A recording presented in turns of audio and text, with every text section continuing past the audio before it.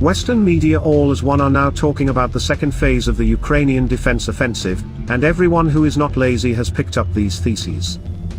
Although, the second phase of the offensive has been underway since mid-June, and the implication is most likely the third phase, the breakthrough of the main line of defense. But even here miss.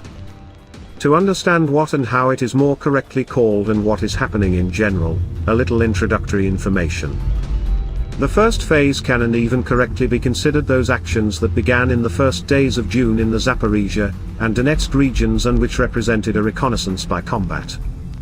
Within the framework of these actions, the positions of Russian artillery of the second line of defense were uncovered, warehouses with ammunition, fuel and lubricants and other objects were identified, the main logistic routes were determined, and the analysis of the supply line not only was carried out. In mid-June the process of breaking through the supply line began. In general, this process can be considered the second phase of the offensive, when after the battle reconnaissance, a range of activities to progressively reach the second line of defense was deployed. And at present, this process is not yet complete. Yes, the Ukrainian forces have driven a wedge between Robotino and Verbovo and have indeed reached the main line of the enemy's defense, but this is only in one area, in a certain location. Only after the flanks are equalized, the dominant heights are occupied and the villages playing the role of forward operating base are liberated, the third phase will begin.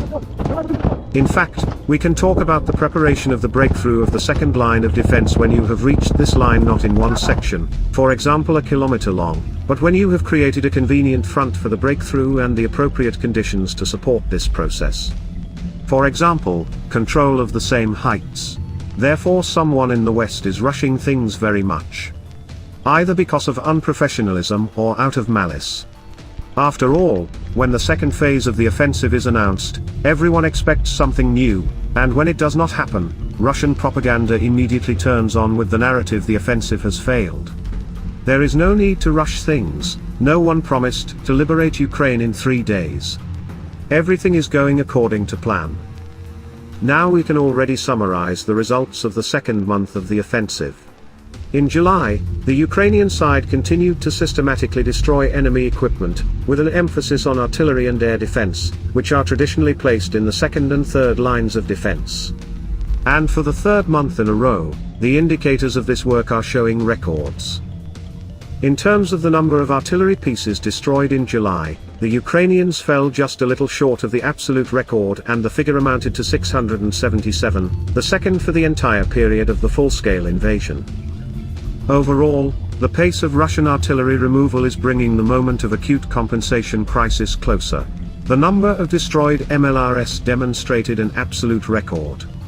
This was also due to the fact that the enemy had to pull MLRS closer to the line of battle because of losses in the artillery, but after a sharp jump in losses, they abandoned this idea. The air defense also showed an absolute record in July, and it is not surprising.